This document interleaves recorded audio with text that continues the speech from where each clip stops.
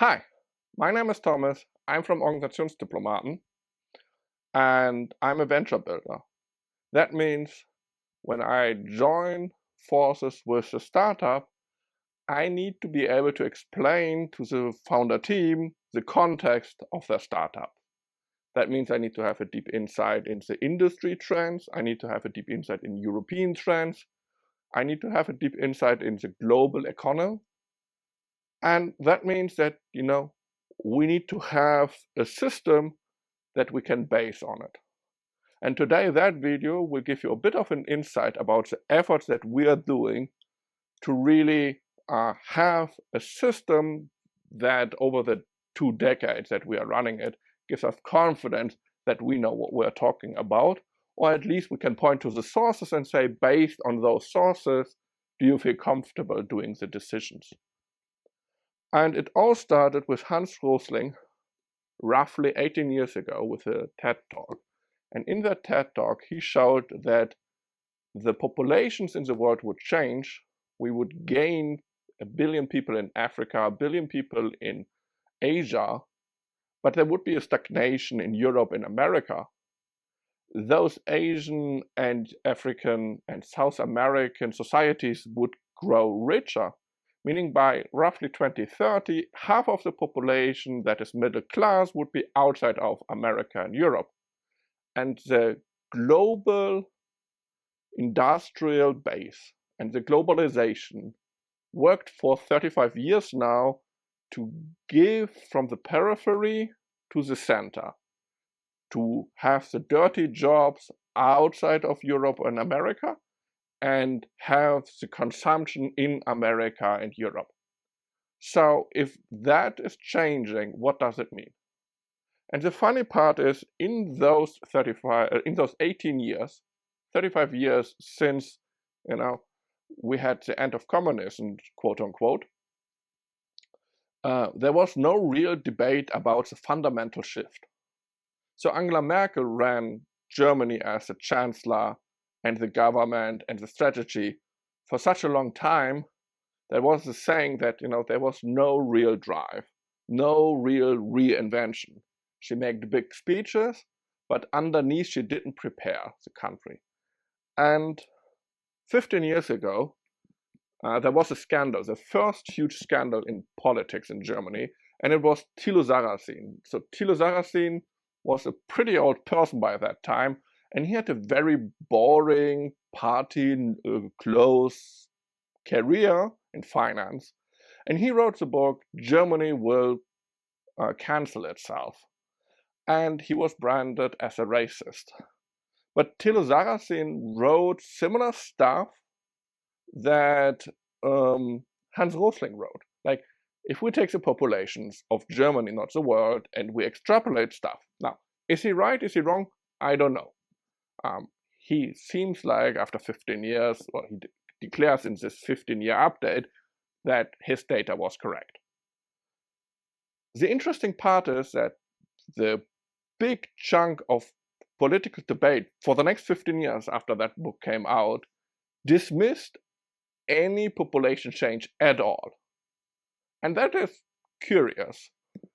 Those people that were seeing the population change immediately went to civil war.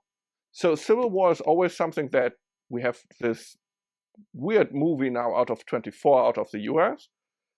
The US elections are saying for almost half a decade now that there will be a civil war, but Germany, so this book is also old. So this book is 2009 first. So, in Germany, those people seeing those changes immediately went to civil war. And that derailed on the far right any meaningful discussion for almost 15 years because, that's lunacy. But another person went, and that is Peter Sine. And he helped me half a decade ago to really get an understanding. So his book, The End of the World is Just the Beginning, captured something that I was seeing. So remember, I'm reading roughly 1,000 pages a month. I'm reading pages from the governments. I'm reading international magazine books, and I'm watching interviews. I'm asking industry experts, and it was off. So the conclusion, after I knew that there will be a global shift of the middle class, was inconclusive of what will happen. And Cian was the first to say, like, look, globalization is a defense strategy of the Americans. And the Americans lived pretty good with that defense strategy, but since 1990, that defense strategy is without any political support or evidence. So the system is hollow. And Cian said, all right, if this is a defense mechanism, globalization, what is the purpose? And the purpose is to buy in various countries into a systematic economic system where they will prosper. And they then will be the local stopgap if communism attacks. And since the 1990s or 1980s, this globalization forked from a defense and lost all moral ground. And Cian said, within the US politics, globalization is seen pretty negative. And you can see this with the far right in the US and the masterminds behind it. They are now openly saying that the EU is a globalist entity.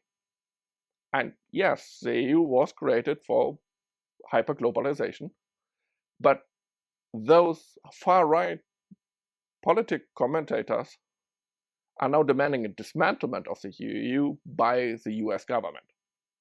So Cian captured this, what I also have seen. If you're reading science fiction novels, post-apocalyptic novels in the US, and if you've seen this doomsday prepper cult in the US, you can see where the far right in the US will get its ideas, and funny enough, also the far right of Europe.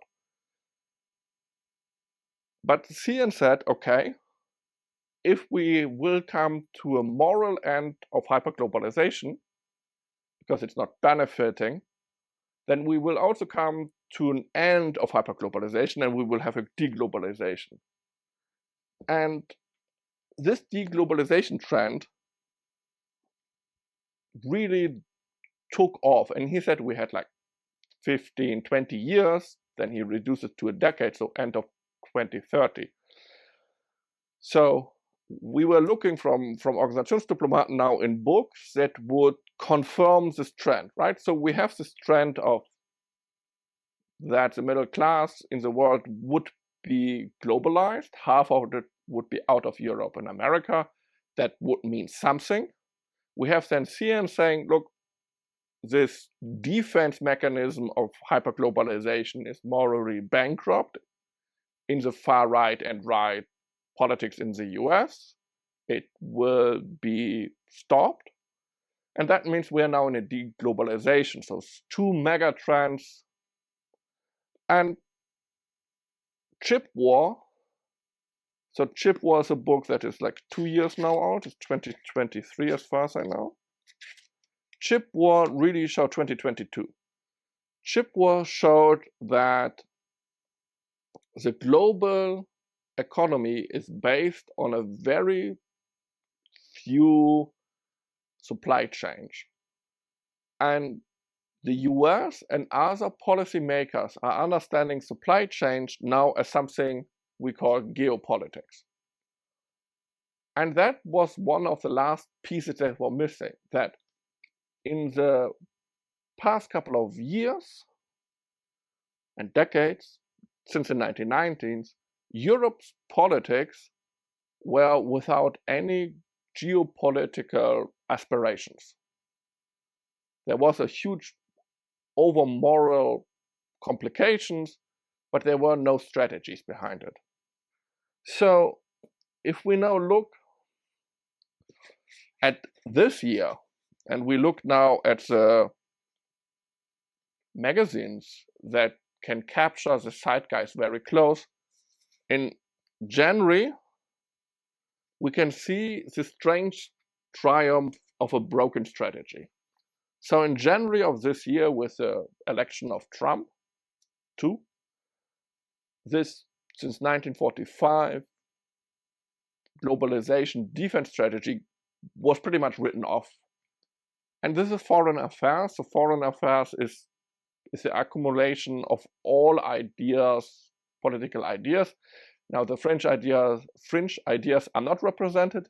There are other magazines, but this is a pretty good, look into the politic thought processes.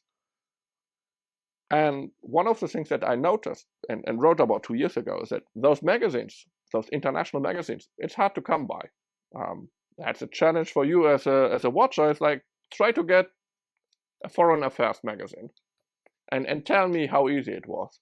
In Stuttgart, which is the capital of a state in Germany, with almost like 1 million people, 500,000 euros in the core city, there are 2 places where you can get foreign affairs, and sometimes not even, because there's one company that is stocking all the magazines. So we really lost touch of international magazines. We now have much more international media for consumption because of social media, but long form is gone. Anyway, so that's a challenge I give you, like, find foreign affairs and send me a picture. I would really like to know. So beginning of the year, and I'm collecting them for a couple of years now, foreign affairs figured out, okay, the system is broken.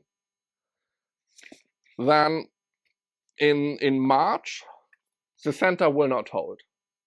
So the idea how an order ends, the idea that to keep together hyperglobalization, the US needs to be in the center of it and needs to structure it, and the peripheries needs to work with it.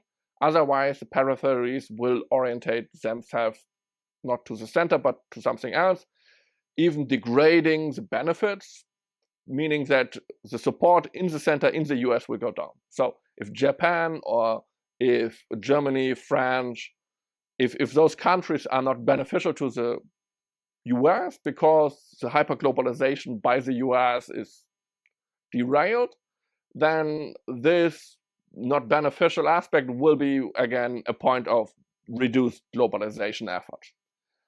And the next was this multi-center worldview that was then developed. So the idea is that we have, again, empires, the return of empires, Putin, Xi Jinping, and Trump. And that is a committee that will run the world. And here they really worked out what are the possibilities. And if you think about it, in Germany and in France and in England and in the EU13, I don't see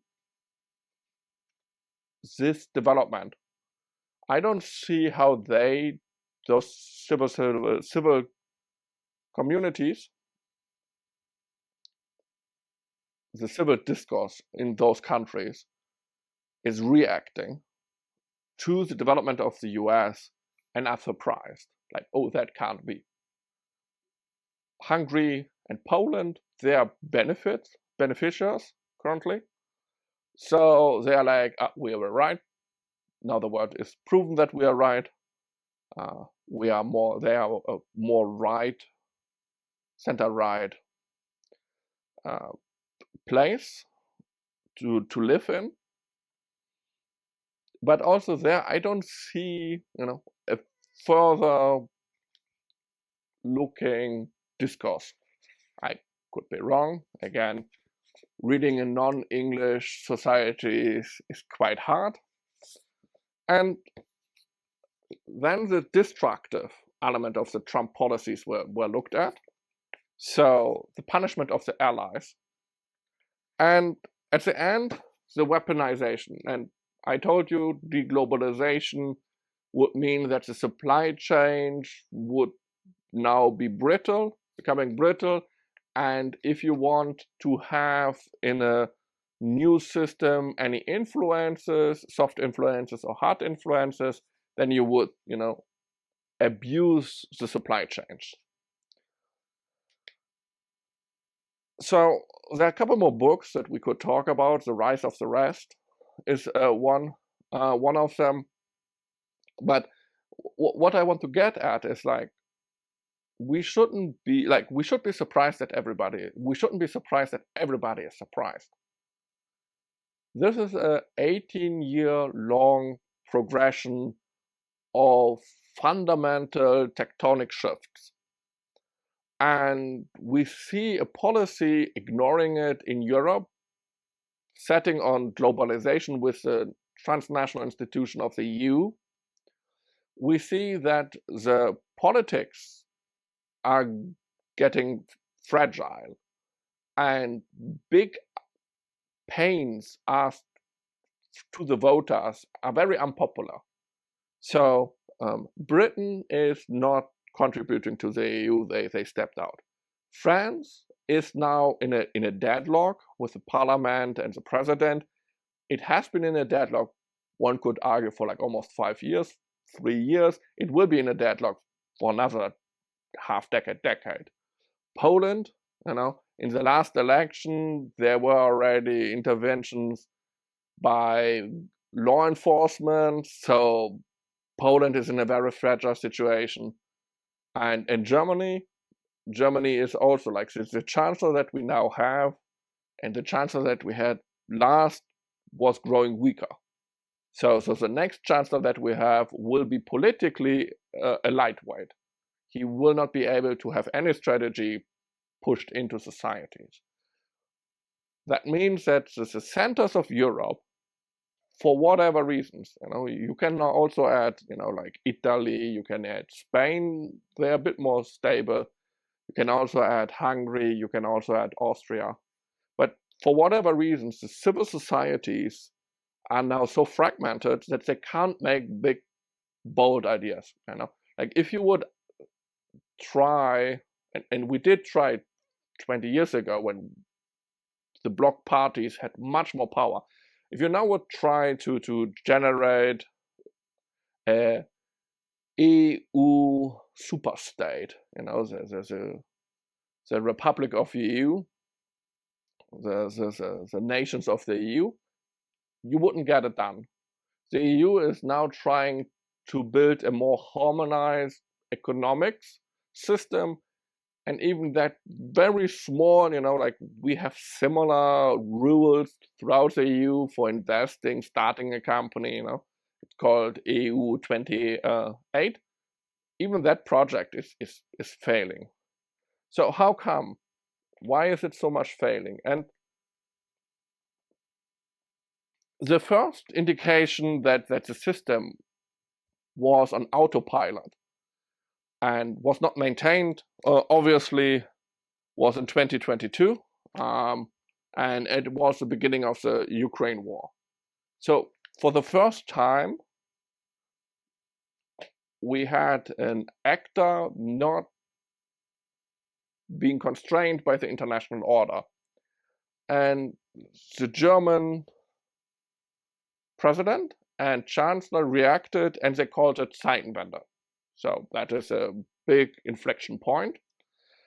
And I printed out, so obviously printing, we once got our printer to a repair, get it back, everything was fine with it. And in the logs, the repair shop told us that we have printed out almost 11,000 pages. So yes, we are trying to print out the internet, but you should really read press releases by the government, by the EU, to really get an understanding what are they trying to do. Because if you just read the news, this was in the news. The news highlights 2-3 cherry-picked points, and you won't get it. And this epochal change. So you have in Germany from 1945, 46, to pretty much 2022. And now you have a new Germany. And it needs to find itself. And that speech, same as the speech in 1990 when East Germany was unified into Germany, same as other speeches, will go down as corner points of German politics.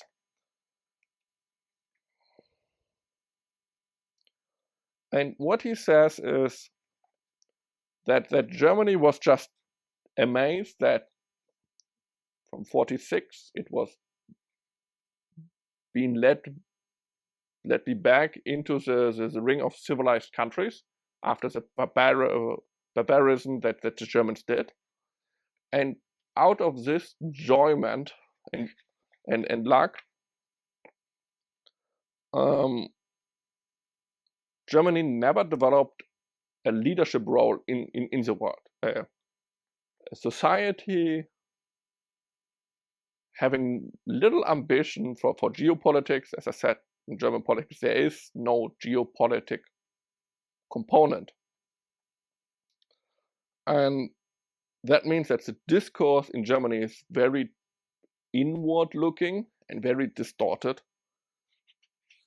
And there is very little patience for difficult questions. And he said that the globalization needs to be rethinked. The position of citizens in Germany needs to be rethinked. Geopolitical debate needs to be rethinked. And that the enjoyment of globalization and our benefits in Germany need to be, secondary. This is the first politician pretty much telling the Germans that, the fat years are over, growth is over. We have now a new situation where we have geopolitics, and geopolitics trumps economic growth. And out of this speech, the last government, for this government, I will do the in-depth analysis beginning of next year, giving them a bit of time because it's quite difficult what they're currently doing. But we have multiple resources of the government. So we have the economics, we have the defense. Now taking those speeches and rethinking in a geopolitical way. So the transformation in a world where half the population will be as rich as us, but not in Europe or in the US. That was a huge process that was within the politics and within the strategy papers completely dismissed by the media, completely dismissed in any way, shape, or form. I talked to so many experts in the last couple of years with the last government from 22 to last year. And none of them saw any positive strategy outside. So the Germans dismissed the Zeitenwende discussion completely, even though the government was doing a pretty decent job. I'm not saying that this is the best. I'm not saying it's not bad. But even that small little idea that they were building was completely dismissed and out of the concept of the people. So there was no framework to discuss this. And let's draw a comparison. When Trump had the Liberation Day and added the tariffs, there was a huge debate how catastrophic on an economic point of view that is. We're not going into that. It is catastrophic economically. We can agree on that. But the people pro-Liberation Day, the people for the tariffs, they didn't argue in any way, shape, or form economically. They would say, yes, this is a setback, but it's a short setback. In the long run, it would help. That was a minor discussion. The major discussion that they will say, like, this is geopolitics, people. Those other countries are, in their view, bad actors, and now we were going to punish them. And that was entertained in the media, that was entertained in discussions. When you talk to Americans, they could repeat that. For them, that was a strange thing to do. For a lot of them, the economic benefits and costs were too high, the relationship. So they said, like, yeah, the geopolitics. But in Germany, with this strategy paper, there was no discussion. So this is something that is seen not so much in France and in England, because their geopolitics is also understood, but the German politics do not have the concept of geopolitics, and that paper really showed that, or the media reception of that paper really showed that. And then there was a paper of national strategy for safety and defense.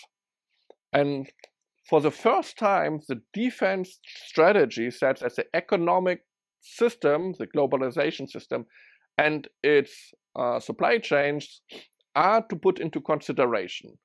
And again, in the media, there was very little discussion about this, but that paper is a fundamental shift, the biggest in like 2-3 generations.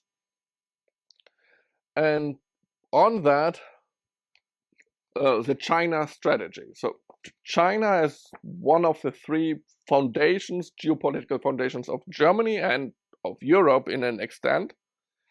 Here, for the first time, the government said, like, that China is also, well, they didn't use the word, but it's also adversarially, like not an adversary, but adversarially. And that the new strategy would be based on a real perspective of the situation that we have, and we would still benefit, and China should still benefit, but we also should be more protected.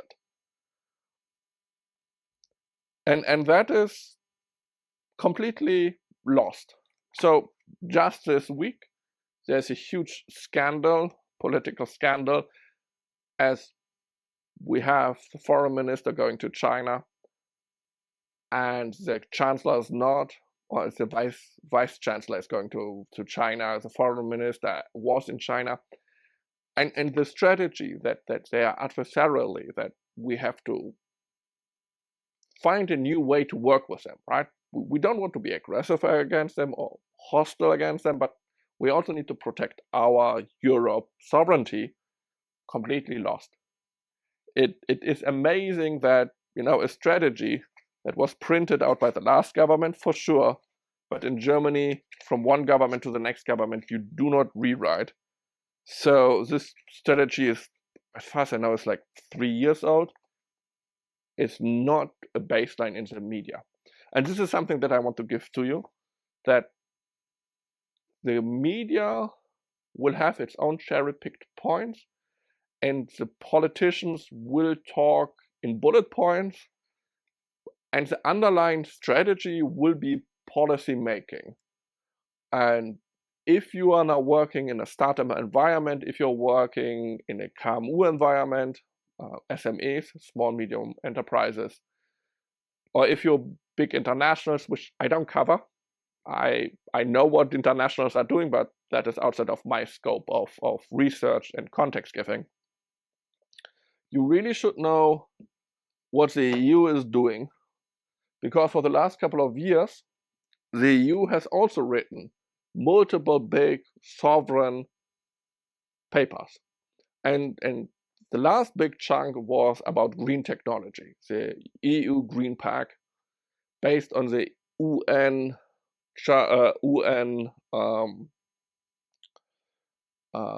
goals.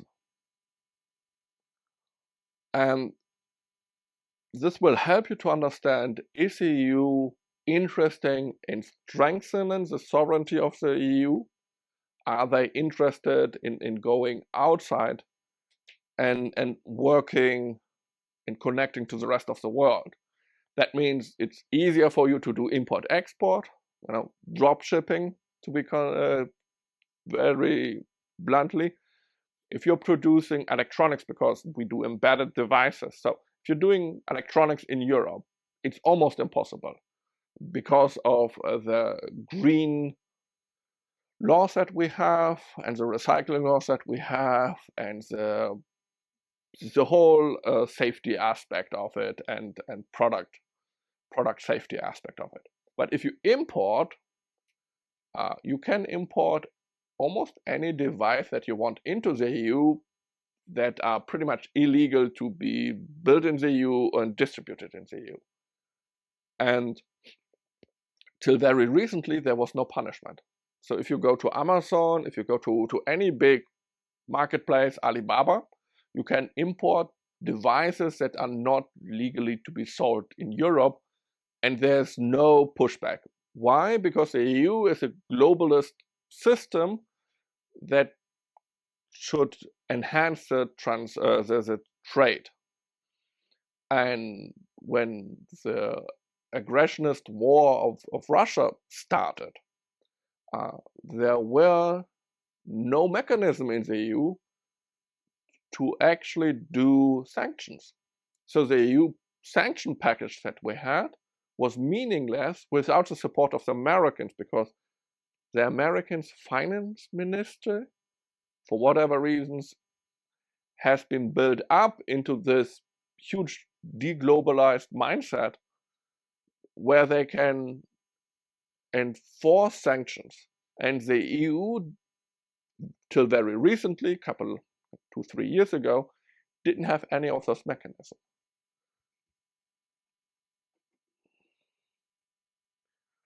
So the local media is really interesting, and this big shift that see in the media. So this is from last year, and again, we are collecting for like almost 7 years now. Our collection consists of hundreds of white papers, 500 books, dozens of magazines that we are collecting. So this is from beginning of last year, February 2024. Trump, not yet president, but president candidate, said that he wouldn't support the Article 5 of NATO if you wouldn't pay into NATO. And at the same time, The Economist, an English paper, was writing, "Is Europe ready?"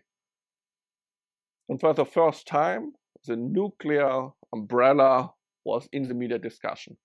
And it was a very shrill, very agitated discussion where the foundations for a lot of people were put into questions and their worldview was put into questions. And since that time, in Germany, those people that are for sovereignty are now decried as warmongers, because the foundations of German peace was put into questions, and solving the defense aspect is seen as warmongering now, because you need to increase, war capacity. And I wanted to highlight this, that if you're just listening to social media, if you're just listening to your friends, that there will be this whiplash of topics. Depending where you are, there will be different topics. One of the discussions that I had just now was like a person like, what if one day Trump takes a decision and decreases the soldiers stationed in Europe? And I'm like, what do you mean? Yeah, that would be catastrophic. We would be vulnerable. And I'm like, it already has happened. Like in Romania, Bulgaria, and other countries, the US is decreasing its presence. Poland famously lost a big chunk of American representation. And you can see that when you talk to him, that there was no context, no system. And newspaper is the first step of history. After that, the book publications. And after that, far removed historians will come and put it into context. And social media, the bite-sized, hyper-active daily, is really is really to be distorted. So for me, we from Organisationsdiplomaten are quite comfortable where we are at with the understanding of the world. The world is changing. It's changing fast. The presidency, the Trump presidency has fastened it. But remember that we're expecting this for 18 years. So for 18 years, we were reading dozens of books, dozens of magazines to see how that change would come, what would happen. And now it becomes clear, okay, with the deglobalization, with those effects, that doesn't mean that we are magicians. It doesn't mean that, like we are not surprised by certain elements.